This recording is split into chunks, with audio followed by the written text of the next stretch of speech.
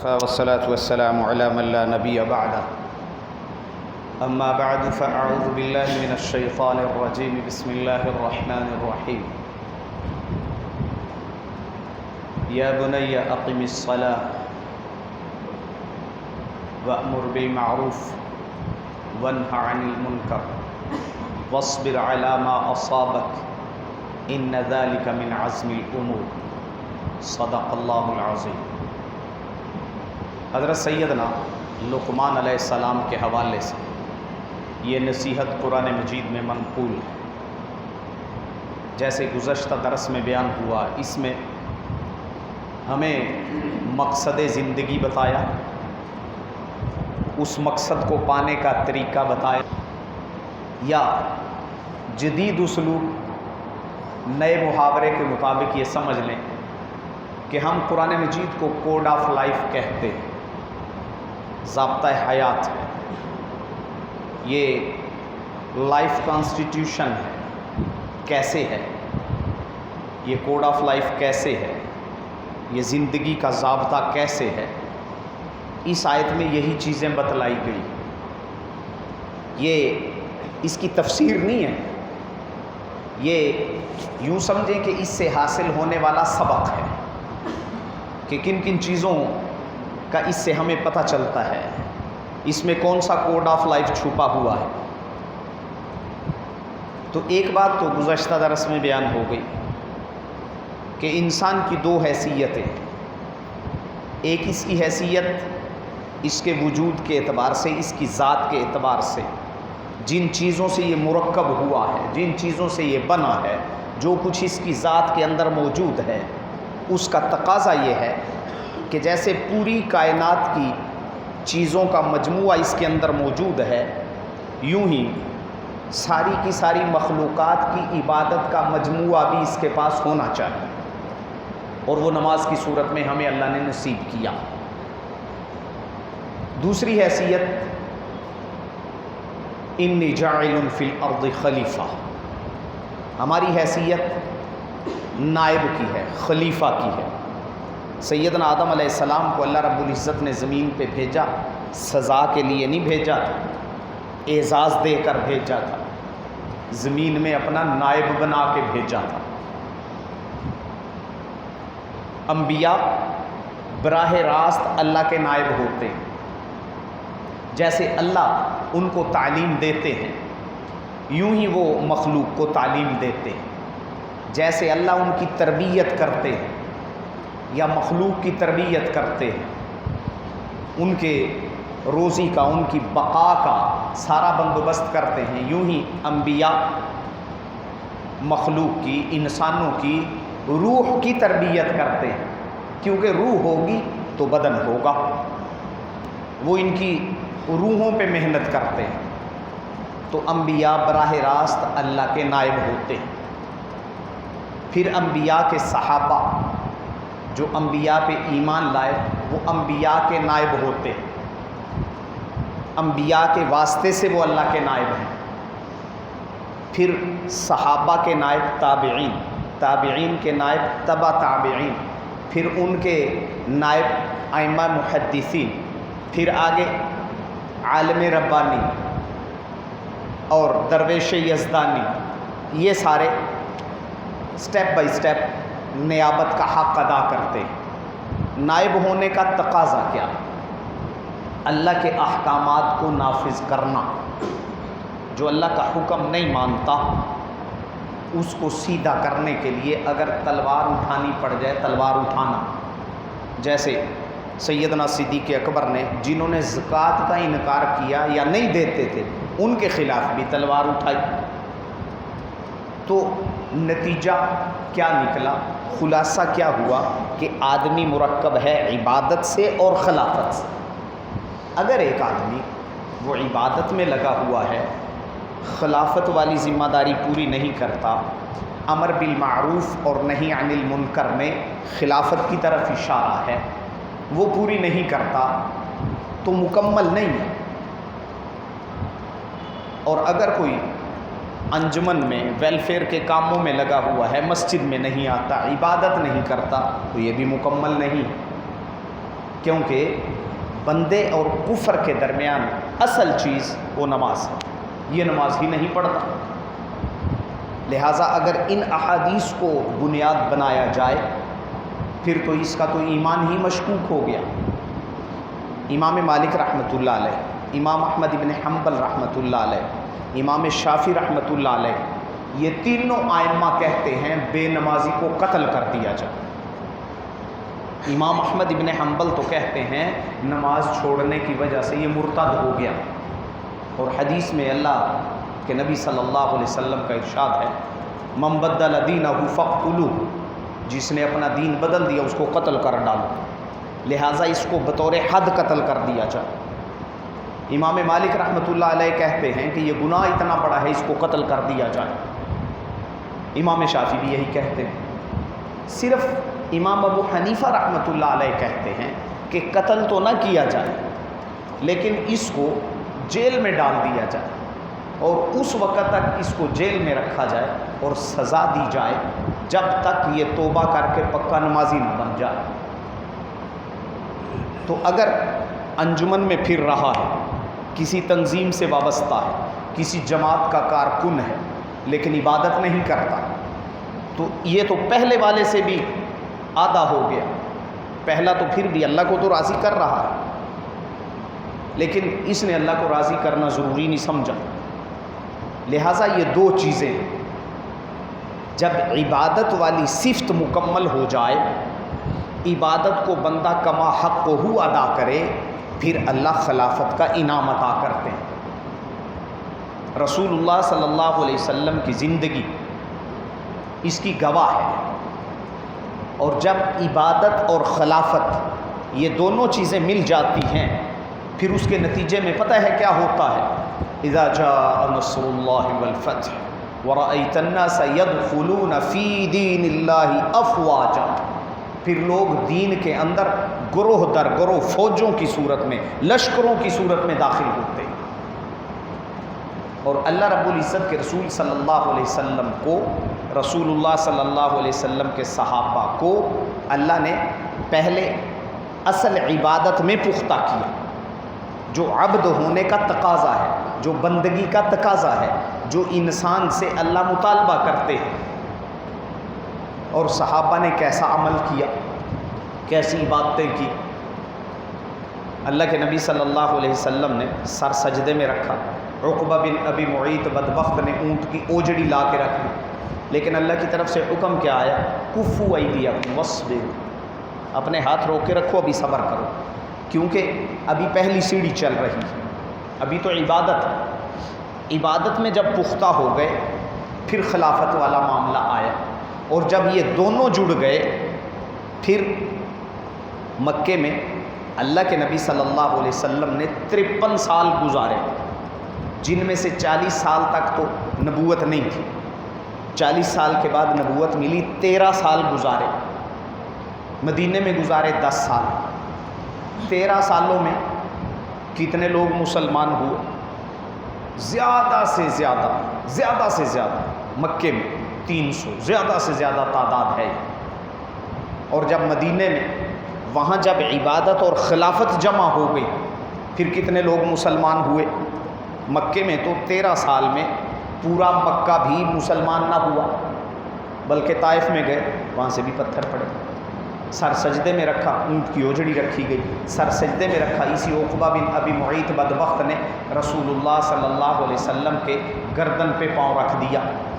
حضرت بلال کو رسی گلے میں ڈال کے گلیوں میں گھمایا گیا، حضرت خباب بن الارت رضی اللہ تعالی عنہ کو آگ کے انگاروں پہ لٹایا گیا، حضرت عثمان غنی رضی اللہ تعالی عنہ کو چٹائی میں لپیٹ کے دھونی دی گئی، دھواں ان کے حلق میں، ان کے ناک میں چڑھایا گیا، اور بہت ساری تکالیف۔ لیکن جب مدینے کا معاملہ آیا، چونکہ اب عبادت میں پختہ ہو گئے، پھر صرف 10 سال کے اندر 13 لاکھ مربع میل، کلومیٹر نہیں، 13 لاکھ مربع میل وہ اسلام کے زیر نگیں آ گیا، جس میں موجودہ یمن، عمان، قطر، بحرین، UAE، یہ سارے اور پورا جزیرۃ العرب یہ سارا اسلام کے زیر نگیں آ گیا.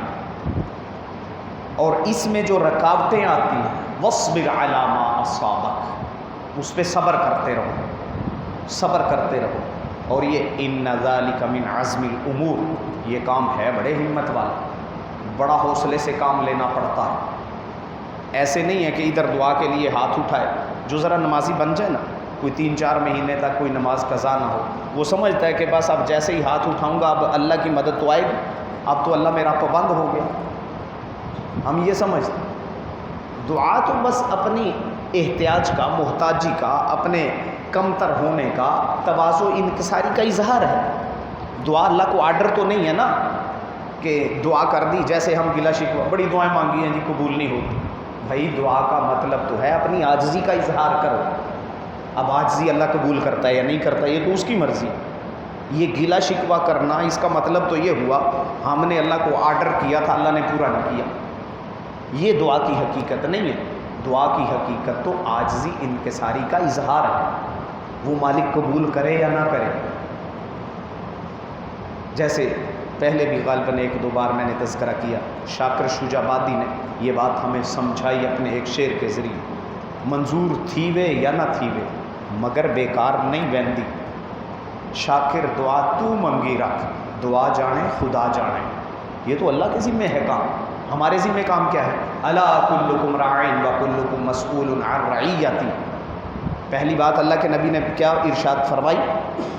بین العبد و بین الکفر الصلاۃ، بندے اور کفر کے درمیان نماز ہی کا فرق ہے. اور دوسری حیثیت نائب ہونے والی، خلیفہ ہونے والی، اللہ کے احکامات نافذ کرنے والی، وہ الا کلکم راع و کلکم مسئول عن رعیتی. تم میں سے ہر ایک نگہبان ہے، یعنی خلافت کی ذمہ داریاں اس کے اوپر ہیں، اس نے پورا کرنی ہے. کیسے پورا کرے؟ جس کا جتنا اختیار ہے وہ اتنی پوری کرے گا. اگر کوئی اعلیٰ کرسی پہ بیٹھا ہوا اقتدار کی، اس کی ذمہ داری اسی اعتبار سے اتنی زیادہ ہے. جو جتنا کم درجے پہ ہے اس کی ذمہ داری اتنی کم ہے. لیکن یہ دونوں باتیں ہوں گی تو پھر اس کا مقصد ہے اصل پورا ہو رہا. اور یہ پوری طرح کب حاصل ہوتا ہے؟ جب اس کو علم ہوگا. اگر علم نہیں ہوگا پھر خلافت کی کرسی پہ بیٹھ کے یہ ظلم و جبر کرے گا، یہ جابر بن جائے گا، یہ اپنے آپ کو حاکم سمجھے گا، خادم نہیں سمجھے گا. زبان سے تو خادم اعلیٰ کا نعرہ لگائے گا، لیکن عمل سے کیا کرے گا؟ ظلم و ستم ہو رہا، عبادت تو نہیں. تو یہ دونوں چیزیں جب جمع ہوں، عبادت، خلافت، پھر انسان کامیاب ہے پورا. وَأْمُرْ بِالْمَعْرُوفِ وَانْهَ عَنِ الْمُنْكَرِ، جو امر بالمعروف یعنی نیکی کا حکم اور نہی عن المنکر یعنی برائیوں سے روکنے والے کام کر رہا ہے، وہ خلافت کی ذمہ داریاں کسی حد تک پوری کر رہا. اور یہ ہم میں سے ہر ایک کے ذمے ہے. من رأى منکم منکرا فلیغیرہ بیدہ فإن لم یستطع فبلسانہ فإن لم یستطع فبقلبہ. یہ اللہ کے نبی صلی اللہ علیہ وسلم نے ارشاد فرمایا، من رأى منکم منکرا، من رأى جو بھی دیکھے. یہ نہیں ہے کہ چیئرمین صاحب دیکھیں تو وہ روک دیں، باقی متولی کا کوئی کام نہیں یا خادم کا کوئی کام نہیں ہے. جس کا جتنا اختیار ہے، جتنا بس چلتا ہے، ہاتھ سے روکنے کی طاقت ہے روکے، نہیں روک سکتا زبان سے روکے، نہیں روک سکتا فبقلبہ، دل سے تو برا سمجھے. وذالک اضعف الایمان، سب سے کمزور درجہ ایمان کا. تو نتیجہ حاصل کیا نکلا کہ یہ دو حیثیتیں ہم اپنی پہچانیں، ان کے مطابق عمل کریں تو پھر ہمارا دنیا میں آنے کا مقصد پورا ہو رہا. ورنہ ہم آدھا مقصد پورا کر رہے اگر صرف عبادت میں لگے. اور اگر عبادت کو مکمل چھوڑ کے صرف حکم جاری کرنے میں لگے ہوئے ہیں، اقتدار مل گیا، حکم جاری کر رہے ہیں، نمازوں کی پرواہ نہیں، آدھے سے بھی کم.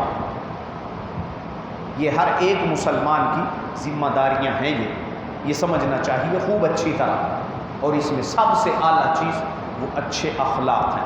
وَاصْبِرْ عَلَىٰ مَا أَصَابَكَ، صبر کرو. کسی کے ساتھ ظلم و ستم ہو رہا ہو، وہ چپ چاپ سنتا رہے، سب کی ہمدردیاں اس کو ملتی. اخلاق کا اعلیٰ درجہ ہوتا ہے، اخلاق کا اعلیٰ درجہ ہوتا ہے. لیکن جب معاملہ حد سے آگے بڑھ جائے، جب حد سے آگے بڑھ جائے، ایک بندہ وہ اگر اپنے پاؤں کو برداشت کر رہا ہے، درد برداشت کر رہا ہے، لیکن ڈاکٹروں نے کہا بھائی اگر نہ کٹوایا، یوں ہی تم برداشت کرتے رہے، چند دنوں بعد تمہاری تو ٹانگ ہی خراب ہو جائے گی۔ اب پاؤں کو کٹوا دینا دانش مندی ہے یا برداشت کرتے رہنا دانش مندی؟ کٹوا دینا دانش مندی۔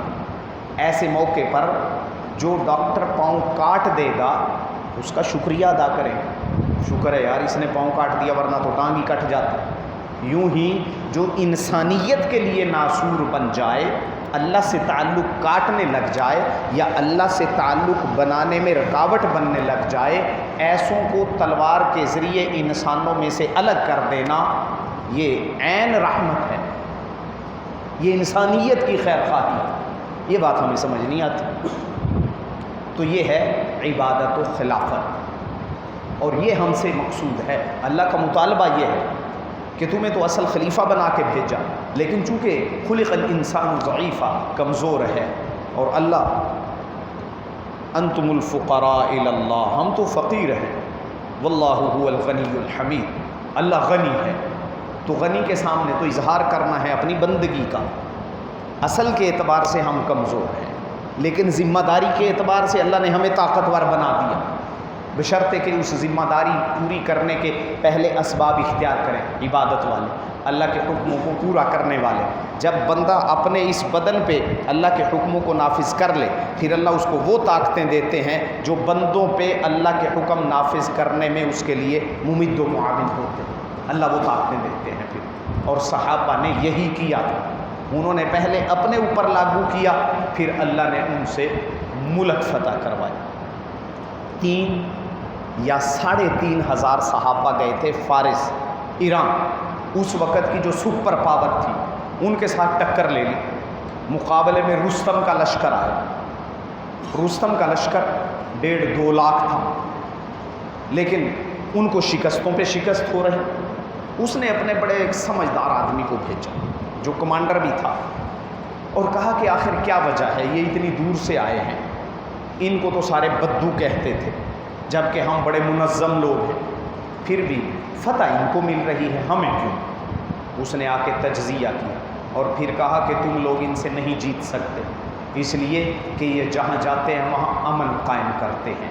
یہ اگر کہیں کسی جگہ ایسے علاقے میں چلے جائیں، کہیں عورتیں آ جائیں تو یہ ان کی عزتوں کو محفوظ کر دیتے ہیں، یہ راتوں کو شراب نوشی میں یا گناہوں میں نہیں گزارتے، بلکہ دن میں گھوڑے کی پشت پہ اور راتوں کو یہ مسلح پہ کھڑے ہوتے ہیں۔ لہٰذا اور تمہارے فوجی کہیں چلے جائیں عزتیں برباد کرتے ہیں، وہاں کے مال و اسباب کو لوٹ لیتے ہیں، اور عبادت کا تو ان کو کوئی پتہ ہی نہیں، لہٰذا تم خود بتاؤ کیا تمہیں فتح ہو سکتی؟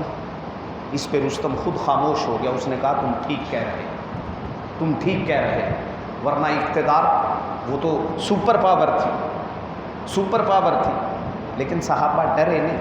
اور یہ دنیا نے دیکھا کہ جب انہوں نے عبادت والی ذمہ داری پوری کی اور جتنا ان کا اختیار تھا ان احکامات کو پوری دیانتداری سے نافذ کیا، پھر دریائے دجلہ کے اندر گھوڑے چلائے تو اللہ نے پاؤں بھی نہیں بھیگنے دیے اور دجلہ کو پار کر گئے۔ یہ دنیا نے دیکھا ہے، یہ ہمیں پتہ ہے، لیکن ہم یہ باتیں صرف باتوں کی حد تک رکھتے ہیں، باتوں کی حد تک رکھتے ہیں۔ جب عملی زندگی میں واسطہ پڑ جائے تو مولوی صاحب کو مانا بھی تو فرض ہے، پھر یہ کمانے والا فرض ہمیں بڑا یاد آتا ہے، جبکہ اللہ کے نبی صلی اللہ علیہ وسلم نے ارشاد فرمایا طلب الحلال وفی روایت کسب الحلال فریضۃ بعد الفریضہ۔ اصل یہ کہ فرض تو ہے، لیکن پہلے جو اصل فرض ہے، عبادت ہے، حج ہے، زکوٰۃ ہے، جو ہمارے اوپر اللہ کی طرف سے فریضے عائد ہیں، یہ پورا کرنے کے بعد پھر یہ عائد ہوتی ہیں چیزیں۔ اللہ رب العزت ہمیں ان چیزوں کی سمجھ عطا فرمائے۔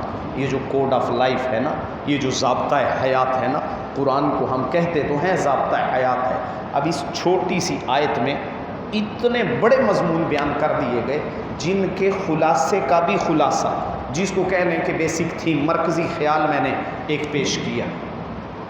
تو اللہ رب العزت ہمیں اس کو سمجھنے کی توفیق عطا فرمائے۔ اس